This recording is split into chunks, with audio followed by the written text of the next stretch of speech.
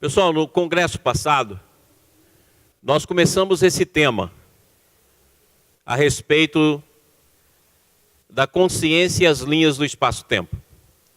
E nós ficamos de falar, nesse 21º congresso, um pouquinho mais sobre este assunto. É o que nós vamos fazer.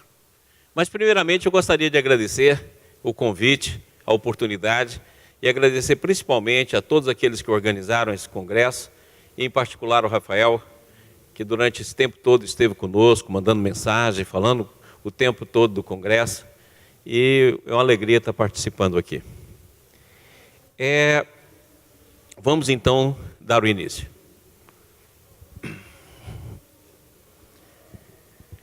À medida que o Baldi foi apresentando as suas ideias, o Baldi foi fazendo uma síntese do conhecimento que existia até então e foi propondo uma série de caminhos para uma síntese futura.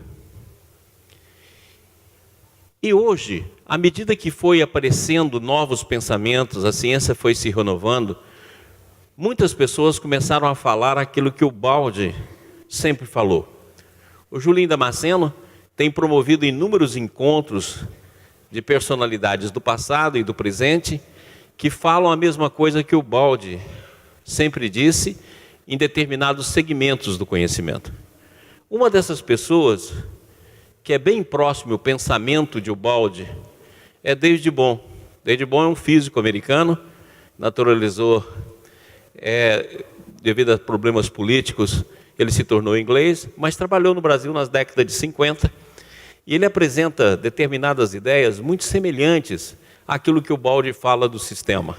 E ele diz o seguinte: já vimos que no contexto quântico, a ordem em cada aspecto imediatamente perceptível do mundo deve ser considerado como algo que emerge de uma ordem implícita, mais compreensível, na qual todos os aspectos finalmente se juntem no holomovimento indefinível e incomensurável. Então, para David Bohm, o nosso mundo seria uma ordem explícita, que teria vindo de um outro mundo. E esse mundo seria um mundo de ordem implícita, e todo o processo é tido como um movimento. Exatamente a ideia que o Baldi desenvolve com sistema e antissistema, e o movimento ou transformismo fenomênico que o Baldi fala, e que David Bohm chama de holomovimento. Aqui, então, nós começamos uma ideia importante. O Baldi fala o todo, uno, Deus. Do próprio Baldi, nós acrescentamos o uni, que é unigênito. Então, o todo, que vem da totalidade, o unigênito, o único da sua espécie, que é a individualidade, o uno da unidade, e Deus. Segundo o Baldi, Deus aparece à criatura no seu sentido absoluto como Deus imanente e Deus transcendente. Nós já estudamos isso aqui, eu acho que umas 200 mil vezes. Então essa aqui é 201. 200 mil vezes 1. Então nós já estudamos que o Espírito, ele é um só. E ele é Deus, unidade, totalidade e individualidade. Deus, por sua vez, como princípio é lei, como essência é amor, como substância é vida, como ser é a verdade. E o sistema é um campo, uma ordem implícita, perfeita, infinita, absoluta e eterna. E é importantíssimo a gente entender que o sistema é não vibracional, ele é intrínseco, por isso que se fala que é interior. Jesus nos disse que o reino de Deus está dentro de nós. Ou seja, o sistema, a ordem implícita, ela é interior. Ela não depende de um sinal que se desloca de A para B. Então, muitas vezes a gente fala em pensamento divino e a gente concebe o pensamento divino como o nosso, porque toda visão que a gente tem de Deus é antropomórfica. Mas a gente tem de entender que o pensamento de Deus não se desloca do ponto A para o ponto B. Aquilo que mais aproxima do mundo íntimo, o que mais aproxima hoje do mundo intrínseco, é aquilo que a ciência começa a estudar hoje, que é fenomenal, que é a hierarquia entrelaçada, é aquilo que a ciência começa a colocar, que duas partículas entrelaçadas, elas automaticamente reagem uma à outra, dependendo dos processos, independente da distância de qualquer sinal. ou seja, o emaranhado quântico é um que mais aproxima desse mundo intrínseco que nós estamos falando aqui.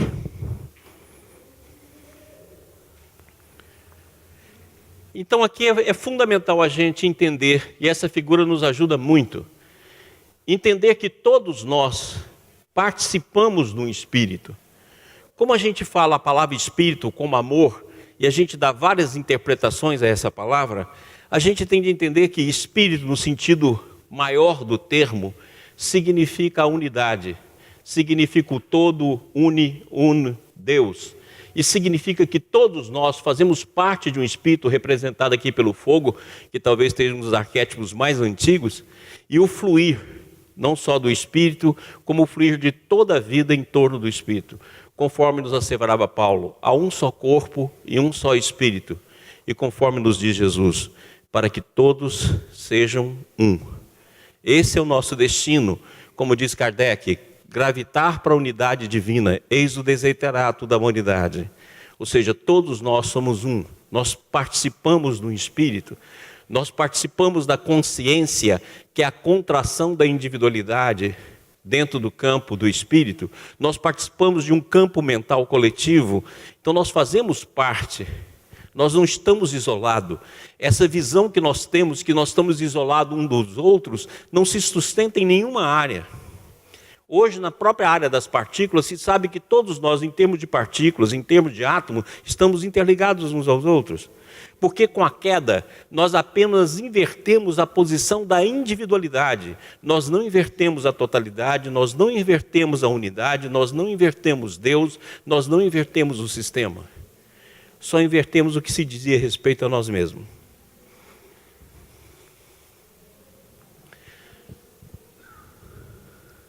Logicamente, se do infinito podem ser tomadas visões de infinitos pontos de vista, então as definições de Deus podem ser infinitas. As disputas sobre esse argumento não dizem, pois, respeito a Deus, mas somente aos homens, segundo o conceito que de Deus cada um consegue formar. Então nós temos conceito para tudo, até para Deus. Acontece que se Deus é infinito, nós podemos ter infinitas concepções divinas. E a que a gente mais conhece são as concepções que partem de nós mesmos. Nós colocamos Deus como Criador, nós colocamos Deus como Pai, baseado na figura humana, nós colocamos Deus com raiva, nós colocamos Deus como militar, Deus dos exércitos, nós colocamos Deus como aquele que resolve os nossos problemas particulares, e assim por diante. Ou seja, nós colocamos a expressão Deus em vários conceitos. Mas é importante que a gente tenha alguns princípios sobre Deus, falado por aqueles que realmente o conhecem. E alguns deles, o Jorginho já falou aqui na palestra dele, está aqui, ó, todos lá em João ou na Epístola de João. Deus é Espírito. Jesus nos disse, Deus é amor e Deus é luz. Eu acho que a gente vive, estuda, procura o caminho, evolui para conhecer o que significa isso. O que significa Deus Espírito, o que significa Deus amor e o que significa Deus é luz. Se nós entendemos que o Espírito é tudo, e se entendermos que fazemos parte desse Espírito como individualidade, se nós entendemos que o amor não é o contrário do ódio, como eu digo aqui, o amor não tem contrário, porque ele é essência divina. Ódio é o contrário de paixão, não pode ser o contrário de amor, porque o amor é divino, é a manifestação divina no seu maior campo, na sua maior expressão, na sua maior manifestação. E se nós entendemos que Deus é luz e que tudo é luz, fica fácil da gente conceber todos esses conceitos que o Baldi nos fala. Porque a matéria é luz congelada, a energia é o espírito congelado, a consciência é a manifestação do espírito congelado, o espírito é a presença de Deus vivo. E tudo isso sendo luz, então nós podemos fazer um espectro da luz, que vai desde o infravermelho, passa pela luz visível, vai para a ultravioleta, vai para as formas sutis da energia, vai para o campo do pensamento, até chegar na consciência maior. Então eu creio que essa expressão de João, Deus é luz, unifica todo o nosso conhecimento numa visão bem ampla. Quando o Baldi fala do sistema e a gente pergunta o que é o sistema, o que é essa ordem implícita? Ele fala que existe uma respiração no sistema, uma respiração no sentido de um movimento imóvel, ou que nós vamos chamar aqui de um movimento intrínseco. Mas nós podemos dizer que não significa que o sistema é estático, porque ele é vivo, ele está em constante transformação. Mas nós poderíamos dizer então que a respiração real do nosso ser é a individualidade que respira na totalidade, que respira na unidade, que respira em Deus imanente, que respira em Deus transcendente. Esse é o grande diálogo, a grande vida do sistema, que é a individualidade na totalidade, na unidade, Deus imanente, Deus transcendente. Deus transcendente no Deus imanente, na unidade, na totalidade, na individualidade. Ou seja, a respiração no sentido contrário. Por isso que Jesus foi tão claro, vós sois deuses. E é por isso que o Pai fala ao Filho que permaneceu com ele, tudo que é meu é teu. E é por isso que Jesus fala nos momentos antes da cruz, tudo que é teu, Pai, é meu, e tudo que é meu é teu, que é exatamente essa respiração. O que aconteceu com a queda? Em vez do eu respirar na totalidade, na unidade em Deus, todo esse processo de retorno, a individualidade assumiu todo o controle e todo o poder.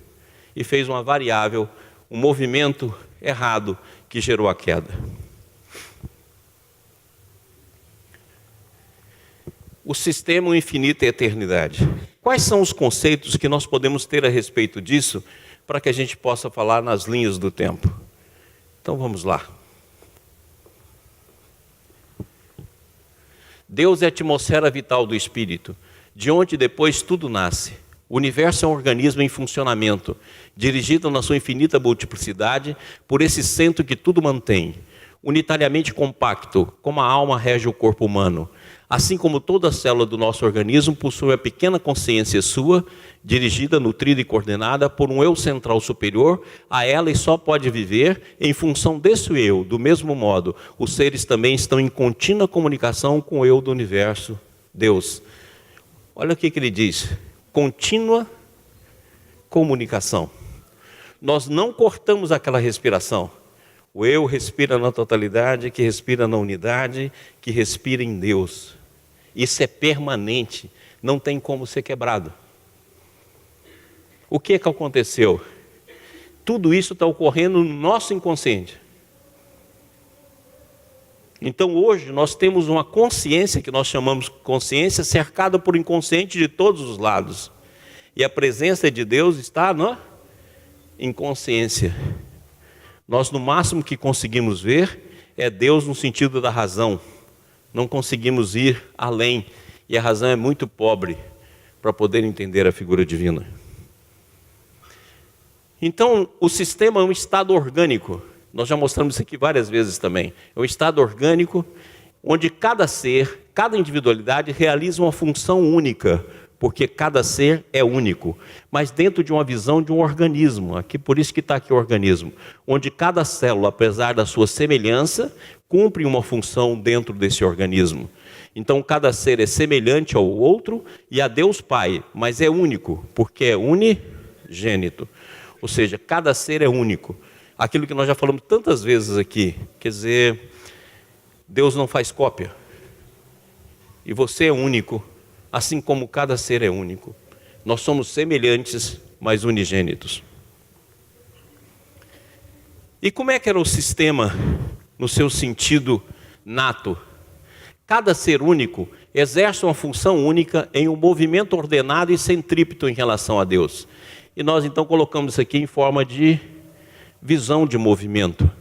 Cada pontinho um ser, esse ser realizando movimentos todos centrípeto em função a Deus Pai. Esse é o sistema.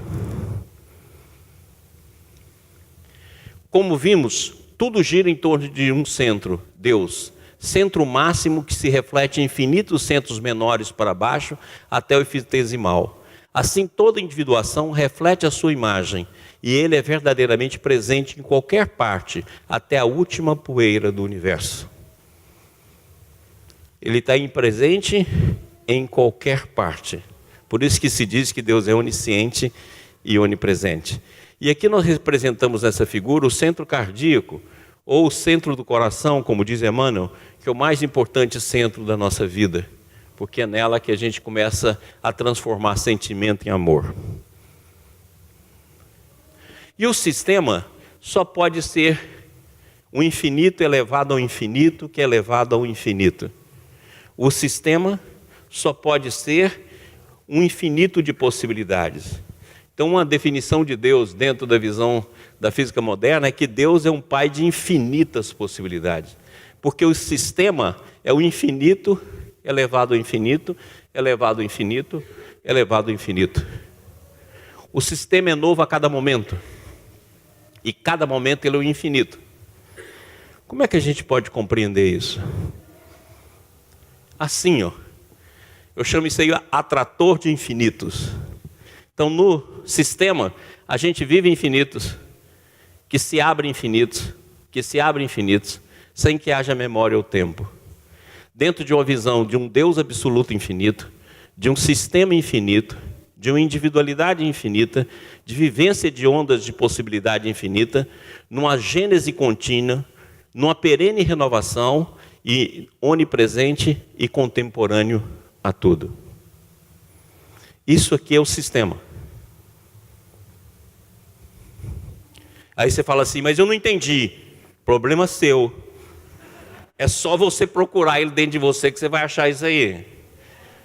Ou seja, a verdade, ela não é parada, ela é nova a todo momento. Não existe verdade de ontem.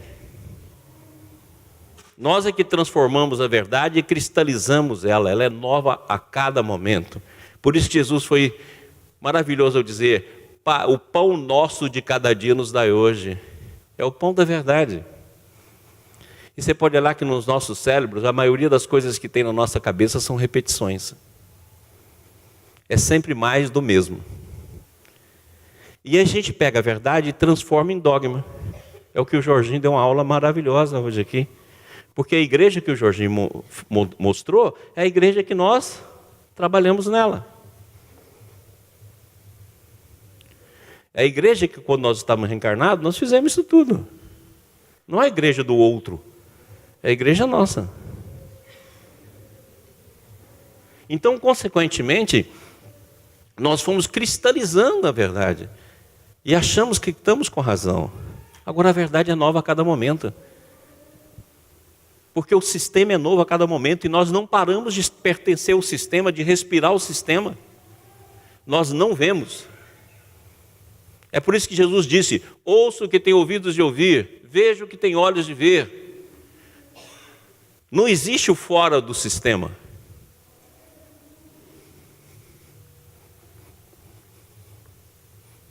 É um fluxo contínuo de infinitos. Espero que vocês estejam vendo o movimento aqui, não sei se está apagado aí para vocês, mas é infinito, elevado a infinito o tempo todo e contínuo, dentro daquele atrator infinito.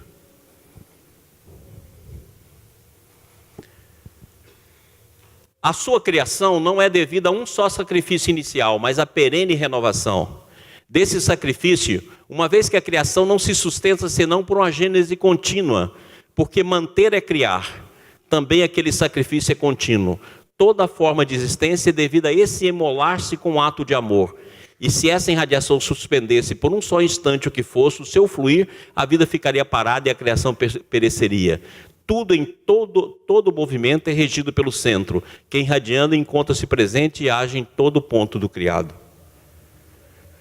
Talvez o nosso universo não seja fixo.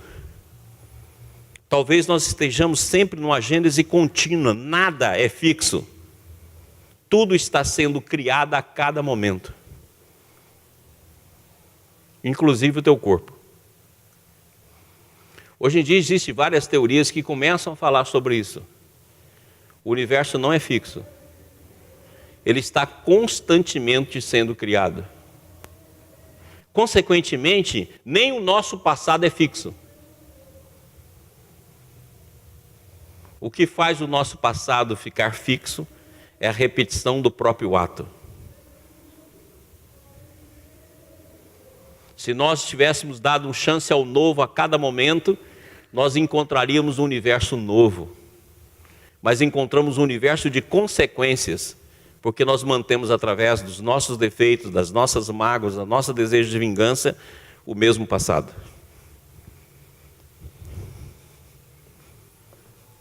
Então tudo está em renovação. Tudo se faz e se torna a fazer. Eu adoro uma passagem que tem no Salmo que fala assim: Tu és meu filho, hoje eu te criei. Existe uma gênese contínua, uma verdade nova a cada momento. E tudo se cria e se recria num campo infinito de desdobrar-se.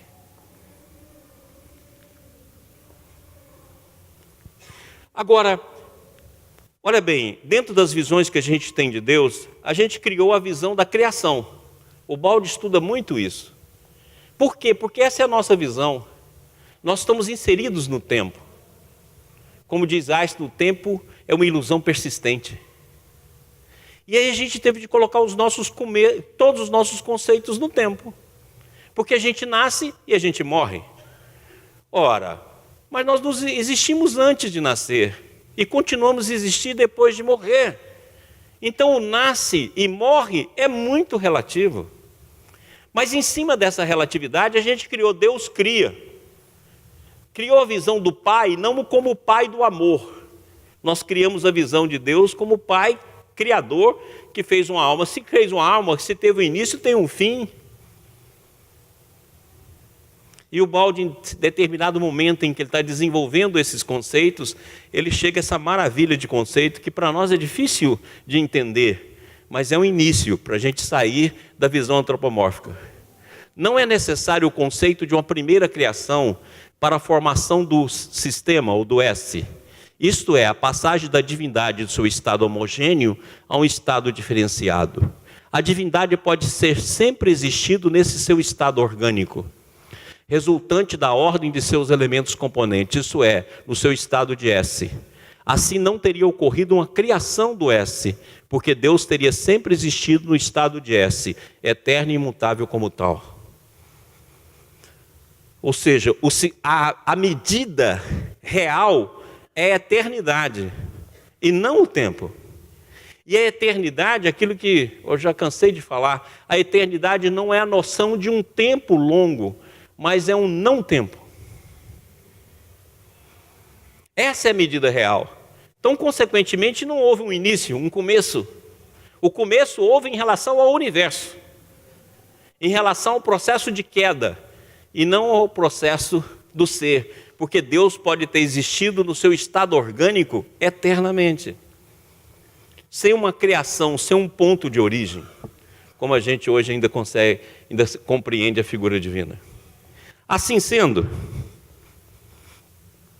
a criação, desse modo, a criação teria sido uma só, aquela constituída pela queda no antissistema, o que na realidade não seria uma criação, mas um desabamento de uma parte do S e uma descida involutiva. E entendendo esse universo como vários Big Bangs, como essa figura mostra, né? Um Big Bang, um ciclo de Big Bangs, que vai gerando universos, depois de universos, e universos paralelos, que a Teca falou aqui para nós hoje. Sendo assim, então Deus e o ser é complementar. E o que nós poderíamos nomear, baseado na obra de Ubaldi, esse estado orgânico e complementar? Deus é amor, o ser, a ação. Eu até brinco com essa expressão que eu falo, Deus não tem braços. Os braços de Deus somos nós. Deus é a vida, o ser é a manifestação. Deus é verdade, o ser é a plenitude. Deus é a lei, o ser é a liberdade. Deus é a transcendência, o ser é a unigenicidade. Deus são possibilidades infinitas, o ser é potencialidade. Deus é identidade, o ser é a semelhança. Deus é a fonte, o ser o movimento. Então, essa complementabilidade entre Deus e o ser sempre pode ter existido, sem a necessidade de um início. O início só teve em relação à queda, nos ciclos de Big Bang que formam os universos que nos rodeiam. Todas as coisas se movem e se mantêm permanentemente vivas por causa dessa inacusável fonte interior, que se chama Deus, centro dinâmico e conceitual do universo. E aqui está a palavra de Ubaldi, que é muito bacana, e esse relógio aqui eu gostaria que vocês guardassem. A eternidade é alguma coisa qualitativamente diversa do tempo, situada nas antípodas. Ela não é um prolongamento de um tempo que, embora avançado, sempre está sujeito à duração. É um tempo imóvel que não anda e jamais passa. É um não-tempo. Ou seja, a eternidade é a ausência de tempo.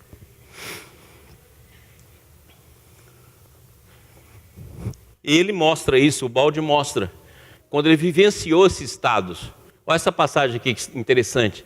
Isso aqui nós estamos mostrando a matéria, e aqui nós estamos mostrando o infinito, e a ideia também de tempo. E o Ubaldi fala o seguinte: estamos além do espaço e do tempo, no infinito. Medidas humanas não nos servem. O todo é um ponto, a eternidade um instante. Identificam-se. Tudo é onipresente e contemporâneo. E compreendemos então que espaço e tempo são barreiras existentes apenas para as nossas dimensões do relativo.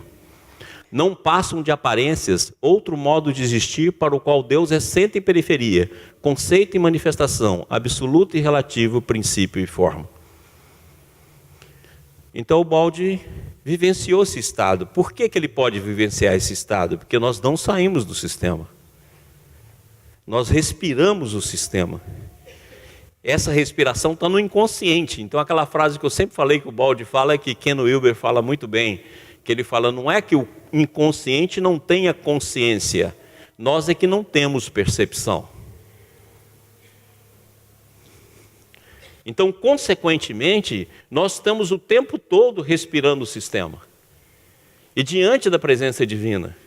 Mas nós sempre fazemos as mesmas escolhas nos processos de recriação. Por isso que o Ubaldi fala, a queda ocorre a cada instante, a cada momento e o tempo todo. Porque nós sempre fazemos a escolha do eu, centrada no egoísmo e centrada no egocentrismo egoísta. E o antissistema? O que seria o antissistema? Então aqui está representado tudo que o Ubaldi fala sobre a queda, né? Essa imagem é muito bacana. Os dois triângulos, né? E o processo representado, é só levantar esse triângulo para cá, que nós temos todo o processo da queda que o Ubaldi representa. Então o que ocorreu? A individualidade gerou individualismo. A totalidade gerou o coletivismo. E nasceu a consciência. E a consciência inicialmente foi se afastando no campo moral. Depois ela foi se afastando no campo da energia, dinâmico. E depois chegou a matéria e se concentrou todo o movimento. Então nós devemos entender que a queda é incomensurável. E o primeiro movimento da queda não foi um erro, foi uma escolha. A partir da consequência, quando o Ubaldi ele fala da queda, ele começa lá na revolta. A revolta é um processo que surgiu bem mais tarde, dentro do processo da queda. Porque é um todo que pouco a pouco foi se afastando. O primeiro afastamento é moral. Eu gosto de mostrar isso nas parábolas que existem sobre a queda. Você vê que Adão e Eva, depois que comem o fruto proibido, conversam com Deus. Caim, quando mata o irmão, ainda ouve Deus. Estou mostrando que o afastamento ele foi progressivo. Por isso que quando chega em Caim, que é o símbolo da revolta e da inveja, ele fala assim que ele foi para reinos distantes. Exatamente quando chega no nível desse processo de revolta. E aí nós formamos um antissistema, que ele é baseado na matéria, na energia e na informação. Julinho falou isso aqui para nós hoje. E no multi ou meta-universos. Ele é imperfeito, incomensurável, ele tem tempo, ele é vibracional e ele é relativo. E ele é regido pelo campo da consciência. Isso é o antissistema. Aqui está uma representação que eu sempre uso. Isso aqui tudo é o antissistema. Eu coloco o tracejado para mostrar que ele é infinito. E o antissistema está contido no sistema. Só que o sistema tem por centro Deus e o antissistema tem por centro o eu. Um é perfeito, eterno, intrínseco, infinito e absoluto. O outro é imperfeito, tem tempo, é incomensurável, relativo e é vibracional. Então nós não deixamos o sistema. Nós criamos uma bolha egóica que nos envolve. Então aqui está o sistema e o antissistema mostrado como dinâmica, como movimento, a visão do movimento. O sistema, todos em volta do Pai. O antissistema, o movimento contrário, o falso movimento que está lá no Livro dos Espíritos, falando sobre nós, né? Pergunta 1009, que fala sobre o falso movimento que o Espírito realizou e se tornou filho pródigo. E aqui estão os dois movimentos que existem na nossa alma. O movimento de involução, representado aqui espacialmente, porque não tem como a gente representar de outra maneira, que criou a matéria, consequentemente o universo, fez surgir a consciência, a energia e a matéria, consequentemente nós, através de uma contração da consciência. E aqui mostra o processo inicialmente como um processo mínimo que foi ampliando. Nós estamos aqui embaixo, tá, gente? Que não deu para representar. Nós não somos o último aqui, não. Está aqui, ó, nós. Ó, nós. Ó, a gente está aqui embaixo. Então começou no movimento mínimo. Ele foi sendo ampliado dentro daquela visão de trajetória que nós estudamos aqui hoje. Muito bem. E aí essa figura mostra muito a maneira como nós fomos nos aprisionando. Agora pode-se compreender que, tendo a involução consistido na formação de invólucros cada vez mais densos, em torno à centelha do espírito que neles permanece sepultada, a evolução consiste, contrariamente, na progressiva destruição desses invólucros, que se tornam cada vez mais tênues até a completa libertação. Por isso que fala espírito puro, puro de toda a matéria. E a gente acha que matéria é só a matéria do nosso corpo. A gente esquece que o plano espiritual é matéria. E outra coisa que a gente esquece, que o nosso próprio pensamento é matéria. Ou seja, você vai ficar livre até do seu pensamento. Aí você fala, eu vou virar o bispo lá do Jorginho? É, porque você vai mudando, né, do estado vibracional para o estado intrínseco. Olha que bacana essa foto. Ou seja, o pensamento é matéria. E para que a gente não tenha dúvida, olha o que André Luiz nos diz. Como alicerce vivo de todas as realizações nos planos físicos e extrafísicos, encontramos o pensamento por agente essencial. Entretanto, ele ainda é matéria. Então não existe nada comum ao nosso pensamento e o pensamento de Deus. Nosso pensamento é matéria. E olha que a parte mais sutil das matérias que nos formam. Mas é matéria. E essa imagem é muito bacana para nos mostrar isso. E a gente não esquecer. Isso aí que a gente se tornou. Uma inércia danada. No meu caso tem um pouquinho mais de pedra. Na matéria, temos o ponto mais afastado de Deus. O ponto mais periférico do todo. Assim se explica a instintiva e nítida contraposição em nosso mundo, como dois opostos inconciliáveis, espírito e matéria. E a gente quer entender Deus com a matéria. O que você pensa é matéria, criatura. É por isso que ontem Adelaide mostrou, se eu não me purificar, eu não vou conseguir ver a verdade no sentido mais amplo. E a gente quer com essa mente, que é toda material, até o pensamento, explicar a própria presença de Deus no universo.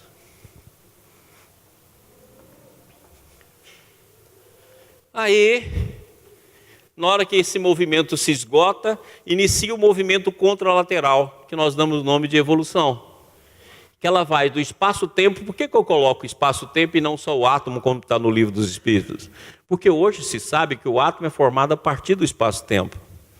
Então o espaço-tempo origina o átomo, que vai o mineral, vegetal, animal, até que chega no arcanjo. Então esse é o processo evolutivo de retorno, de purificação. É um processo dinâmico, de modificação de tudo, até do nosso pensamento e das matérias que nos formam. Só que esse processo, e agora eu estou mostrando aqui de forma dinâmica, ele é realizado em 3 grandes áreas, porque a gente acha que é só o processo individual.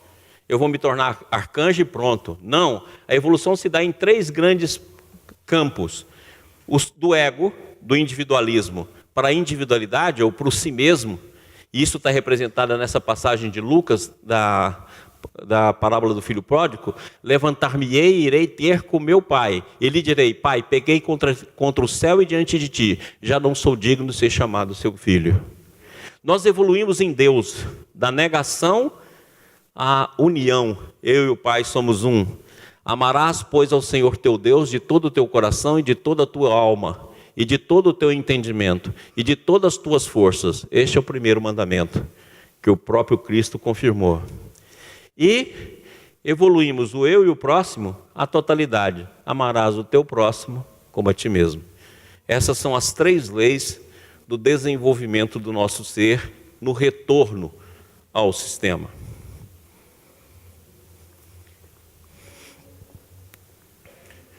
E à medida que nós vamos tendo esse retorno, para mostrar que a evolução se dá no campo coletivo, olha aqui, acontece isso em todos os campos. No plano físico da matéria, sociedade de átomos. No plano biológico, organismo de células. No plano social, coletividades humanas. No plano psicológico, psicologia coletiva. Vemos então aparecer no conjunto uma nova lei. Isso é a lei do grupo. E nós estamos vivenciando essa lei. Olha o que o Julinho mostrou hoje para a gente. Olha que foi estudada na palestra aqui do livre-arbítrio, falando das escolhas nossas no sentido individual e coletivo. Tudo está conexo e se repercute comunicando-se pelas vias físicas, dinâmicas e espirituais do universo. Ou seja, não tem nada separado, porque nós não invertemos a totalidade, nós não invertemos a unidade, nós não invertemos Deus. Nós não temos a percepção. Olha que bacana. Somos complementares e interconectados a tudo.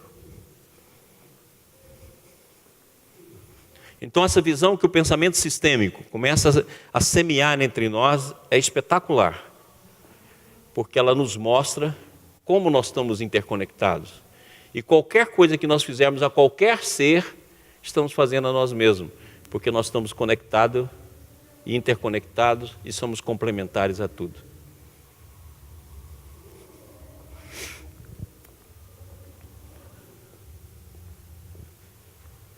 Pois a evolução é apenas a expansão de consciência, sobretudo nos planos internos do eu, que são os planos superiores. Deus, que é a sua meta, está de fato no interior de nós, porque Deus é intrínseco.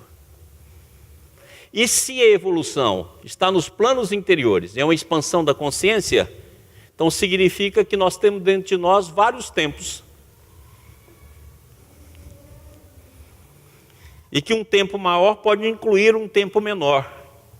Entendeu as profecias?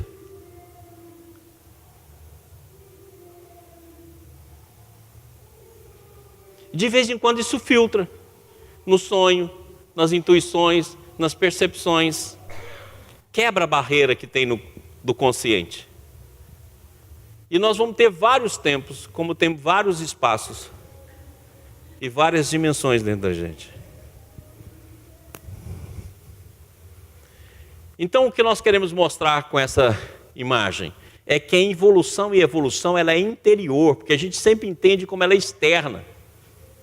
Não, ela está ocorrendo dentro de nós, tanto a descida evolutiva como a subida evolutiva. É dentro, é intrínseca, é em nós. Não está separada, não é externa, não é espacial. Então nós temos 2 grandes movimentos na nossa alma. Evolução e evolução o tempo todo. Na evolução está todos os padrões e todos os erros. E na evolução está todas as potencialidades. Então, o tempo todo dentro de nós, espírito está se tornando consciência, energia e matéria. E matéria está se tornando energia, consciência e espírito. O tempo todo. E quando nós deixamos que uma força domine, se as forças involutivas que existem em nós dominar, nós descemos. E se as forças evolutivas potenciais dominarem, nós ascendemos. E tudo isso está dentro da nossa escolha. Então isso aí está acontecendo dentro de nós. Eu achei essa imagem espetacular, porque aqui está o arcanjo, aqui está o ser se renovando através da morte, e dentro de nós, tanto o processo de involução como o processo de evolução. São os dois movimentos existentes dentro da nossa alma o tempo todo. Então toda vez que você errar, você fala, opa, desci a escada. Toda vez que você fizer algo melhorzinho para os outros, subir meio degrau. É assim que é a mudança. Não pensa que é o degrau todo não, porque senão você já está descendo.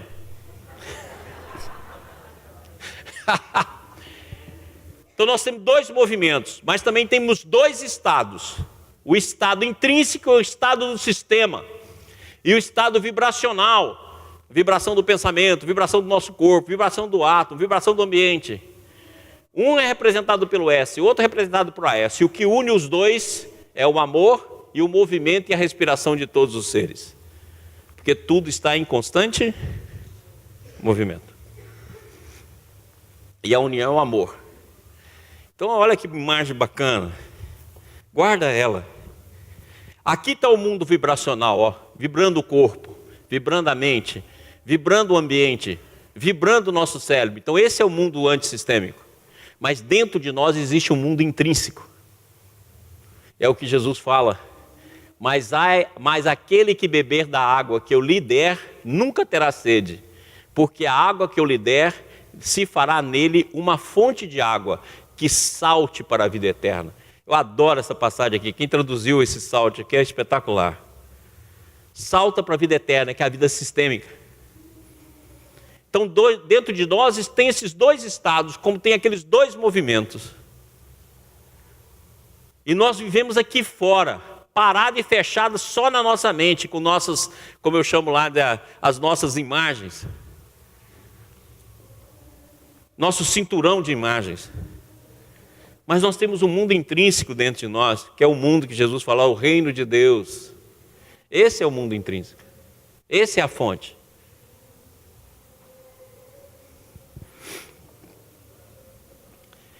E para conseguir abrir essa fonte, nós temos duas asas, ó.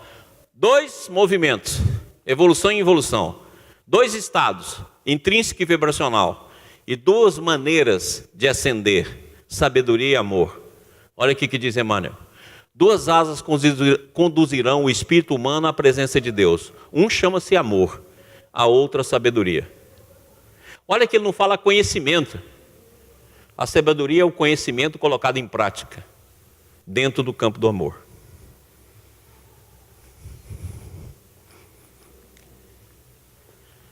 Agora olha aqui que nós somos.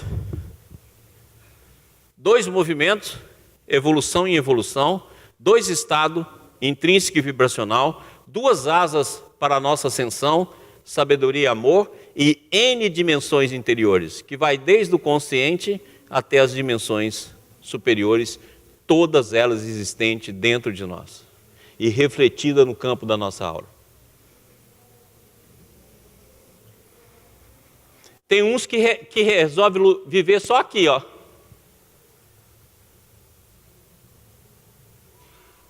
Somos nós. Tem uns, não é o outro. É nós. Olha o mundo que a gente tem. Aí o balde vai viver aqui, ó. E fala o que ele vê daqui. E a gente fala, né? Será? Igual o Afonso fez. Madalena? Exatamente isso. E essa é a dimensão. Isso é o que temos dentro de nós. E olha aqui que os Espíritos falam, olha que bacana. O véu se levanta a seus olhos à medida que ele se depura. Depura da matéria. E olha a luz representando Deus e representando o Espírito. Mas haja véu.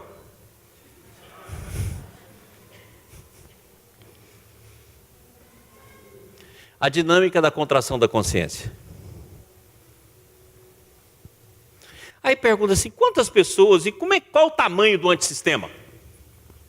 Já que o sistema é o infinito, sobre infinito, sobre infinito, sobre 100, e o antissistema? Muitos falam assim para mim, todo mundo caiu. Você é atrasado e todo mundo tem que generalizar, porque senão você está lascado. Não, a queda é uma exceção.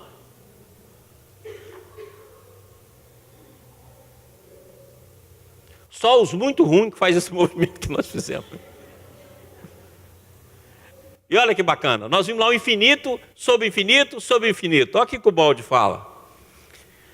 Mas quem quiser ter uma ideia do número que poderia contar a quantidade de elementos componentes do antissistema, por exemplo, no plano representado pela matéria, experimente contar o número dos elementos componentes dos átomos, existente em todo o universo. Vamos então que se não encontramos o infinito para nos acharmos no antissistema, encontramos, no entanto, sempre quantidades incomensuráveis, praticamente equivalente ao infinito. E olha só, olha o que a ciência chegou à conclusão. No livro do Brian Greene, nos 3 livros dele, ele faz um cálculo para ver quantos multi-universos poderiam existir sem repetição. E ele chega a um número astronômico de 10 elevado a 500. Alguns cientistas falam que o nosso universo é formado mais ou menos de 10 elevado a 90 número de átomos. Então isso é o tamanho do antissistema, sem contar os componentes do átomo. É 10 elevado a 500 vezes 10 a 90. Dá uma ideia do incomensurável. Então o que aconteceu? E o que existe dentro de nós, naqueles planos de véu que nós vimos lá atrás? O Espírito, a individualidade que compõe o Espírito junto com a unidade de Deus e a totalidade, fez um falso movimento. Surgiu a consciência, que vai da consciência cósmica à consciência N, ou seja, N-dimensional. Dessa consciência, onde está escrita a lei de Deus, que aqui ficou escrita a lei de Deus, surgiu o campo de informação, que é o que a ciência hoje começa a estudar e que o Balde chamava de lei, que tudo rege, que tudo transforma, que tudo cria, que tudo faz uma gênese nova. Desse campo de informação, nasceu os campos sutis, dos planos mais elevados e menos elevados que nos cercam. Chegou então os campos mentais coletivos, do qual todos fazemos parte, e chegou no campo individual, que é nosso, e contraiu e chegou nos campos adensáveis, representado pelas 4 forças, eletromagnetismo, gravitacional, força fraca e força forte. Existe hoje uma pesquisa interessante que já está chegando na 5ª força, se ela for verdadeira, começou por cientistas húngaros, talvez nós temos aí uma 5ª força, foi descoberta uma partícula que está ainda em estudo, é hipotética, mas está quase sendo comprovada, de um bóson com peso maior do que o elétron 1000 vezes, e estão chamando de bóson X. Se ele for verdadeiro, talvez seja a 5ª força da matéria, talvez aí a quintessência, como dizia os gregos, né? Muito bem. Então nós temos que lembrar que esse campo de informação aqui une tudo, não é um sinal que se desloca eletromagnético do ponto A ao ponto B. O campo de informação que permite o emaranhado quântico. Ele então informa tudo o que existe no universo e o liga. Então o campo de informação é essencial dentro da formação e da gênese cada vez nova do nosso universo. E agora, nós poderíamos entender o processo de contração da consciência que nós sofremos como uma quebra de simetria, em que determinada parte ficou em potencial e determinada parte recebeu impulso de contração. É o que a gente tenta representar aqui, ó. Então você vê que a gente teve a queda da queda, da queda, da queda, da queda, da queda, da queda, e estamos caindo até hoje. Então nós estamos representando assim, ó, a quebra da simetria. Consciência 1, consciência cósmica, houve uma quebra de simetria formando C2 potencial e C3 que continua a contração. C3 forma C4 potencial e C5 em contração e assim por diante até chegar em Cn. Por isso que todos os estados superiores da nossa alma estão dentro de nós como potencialidade. e que vai dar aquela onda de individualidade que o Julinho explicou aqui. Então nós somos formados de fragmentos. E nós estamos juntando esse fragmento. Inclusive, quando nós demos o nome do IBS, nós pensamos nisso aí. Instituto de Benemerência e Integração do Ser. Ou seja, juntar os pedaços que nós somos formados. E aqui está representado, inclusive, o nosso trabalho tem esse símbolo, né? Que é a junção de todos esses pedaços, formando uma unidade e fazendo o nosso retorno ao centro da vida. E por isso que dentro de nós existe N dimensões. Se existe N dimensões, existe N tempos. Esse que a gente vive aqui é apenas o tempo que a nossa consciência criou. Tanto é verdade que você pode atender, para aqueles que são espíritas, pode atender num centro espírita um espírito que ainda está na época da escravatura. E conversa com você com os dados todos, até a visão da época da escravatura. Ele está num tempo em que o seu tempo inclui o dele.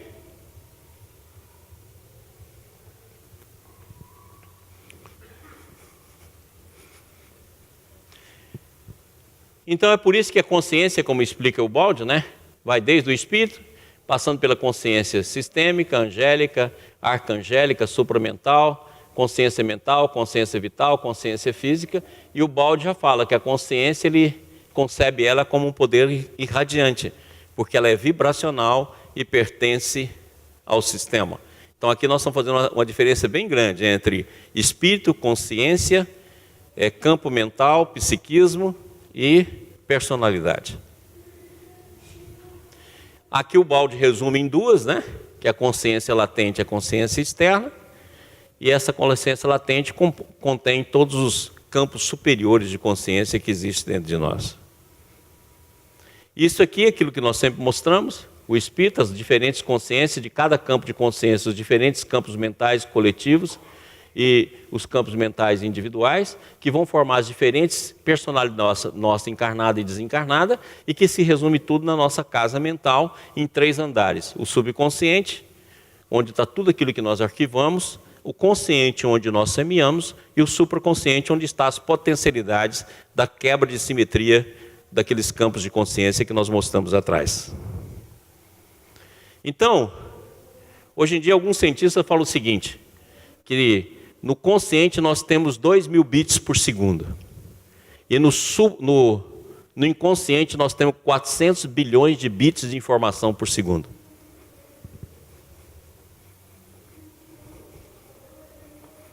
Então nós podemos dizer o seguinte, que nós somos um consciente metido, dirigido por um inconsciente que a gente não vê.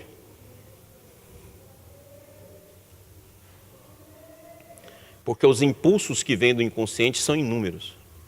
E isso não está aqui, os impulsos espirituais que a gente nem nota.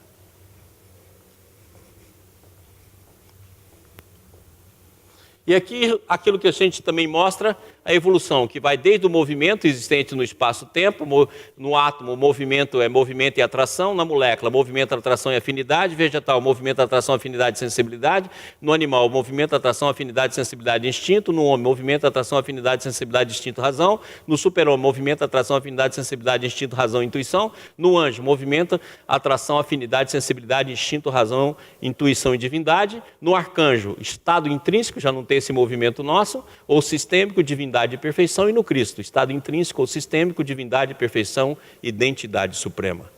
Tudo dentro das leis de ordem, interconexidade, equivalência e complementabilidade. Esse é o processo de evolução. Os vários eus. Então, consequentemente, dentro de nós tem eu para danar. Por isso eu adoro essa passagem que a gente interpreta só como espírito, né? Qual é o seu nome? Meu nome é Legião. Podemos repetir aqui. Qual é o seu nome? Somos nós. Nós temos uma legião de Deus dentro da nossa alma. E essa legião de Deus é assim, ó. Vários eus. E a gente ainda quer ter coerência. Fala, nossa, mas fulano fez isso? Olha a quantidade de eu. Cada hora um manda. Igual o Gudef fala. O Gudef fala o seguinte, que nós somos semelhantes a uma mansão, que tem vários empregados. E o mordomo sai. Aí cada hora um empregado quer mandar. Então, conforme os estímulos, um eu assume. É o que acontece conosco. E esses vários eus podem ser resumidos em dois, que o Baldi fala como o ser e o não ser. Não ser por quê? Porque o ser do antissistema, esse ser vai desaparecer, é um não ser. E o ser verdadeiro é o ser espírito, aquele que nós vamos ser no futuro, aquilo que o Gilson mostrou aqui para a gente. E aí, todos esses estados podem ser resumidos em um campo da dualidade, né? Que é o princípio da dualidade que vai levar à multiplicidade, os dois lados do nosso ser em cada processo. A lei geral do universo é o princípio da dualidade, pelo qual cada unidade ou individuação do ser é dúplice, isto é, separada e, no entanto, soldada no mesmo íntimo em duas metades contrárias, inversas e complementares. Isso aqui, então, leva a gente a ter várias linhas do tempo.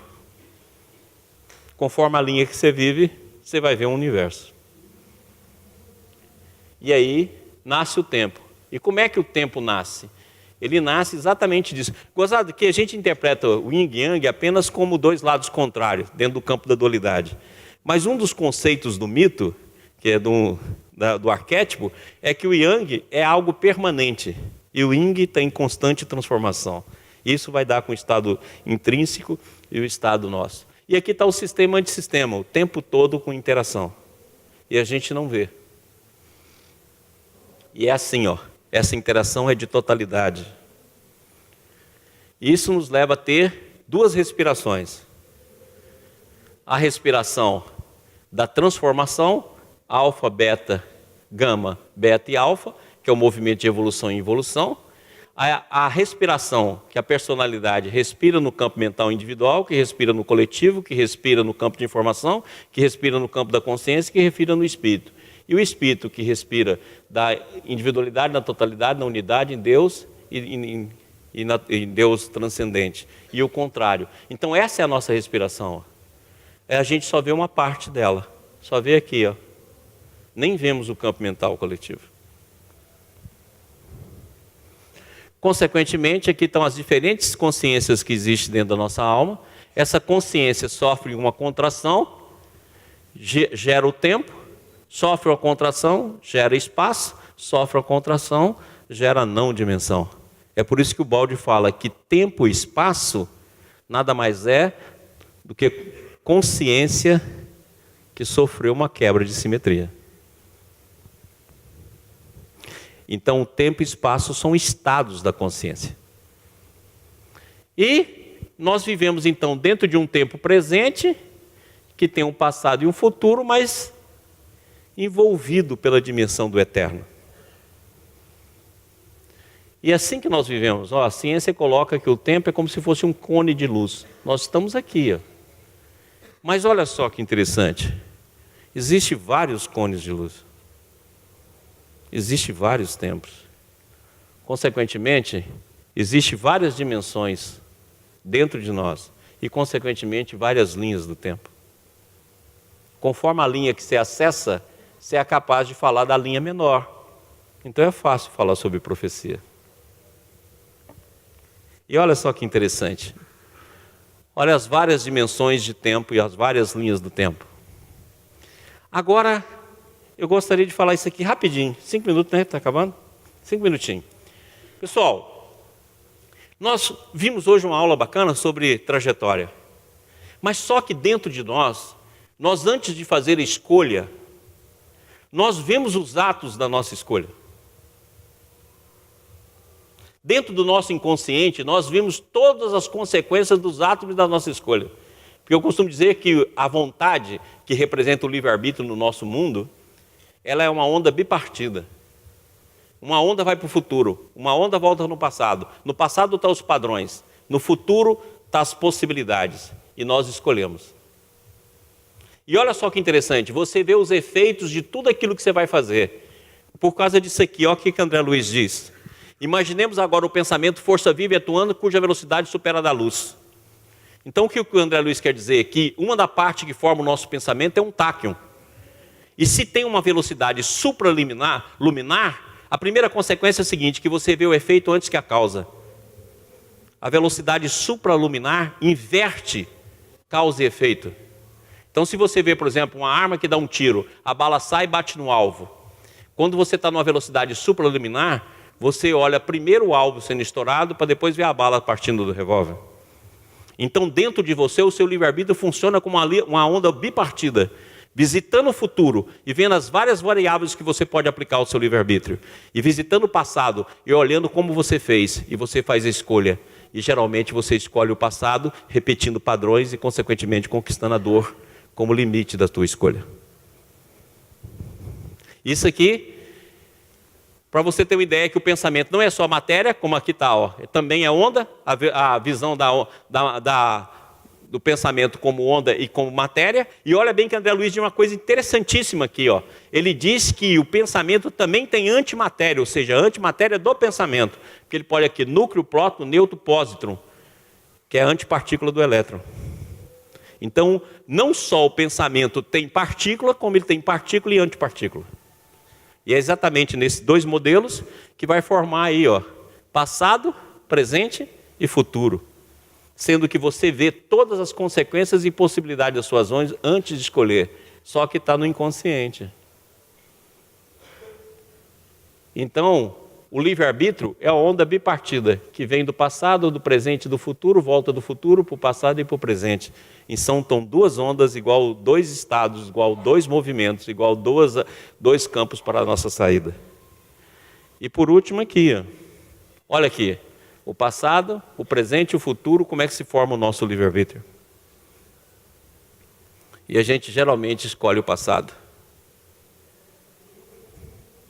É isso aí. Isso é o que acontece dentro do nosso inconsciente. E aqui, as ondas que vêm do passado e transformam em karma, transforma numa possibilidade de inovação. As ondas que vêm do passado e que nos queimam, o Baldi fala que o sofrimento é como um fogo que deixa marcas indeléveis na nossa alma. E aqui, todo o passado, presente e futuro ao mesmo tempo, interagindo e determinando a nossa escolha. Aqui, o passado como fogo, chegando no presente e indo para o futuro, mostrando a interação entre passado, presente e futuro através dessas ondas que existem antes dentro de nós. E aqui, os campos familiares e os campos pessoais com as diferentes energias que existem dentro dele. Meus amigos, eu espero que a gente tenha tido a felicidade de, com esse estudo que realizamos junto, aclarar um pouquinho a respeito desses domínios que existe dentro da nossa alma. Muito obrigado a todos e até a próxima.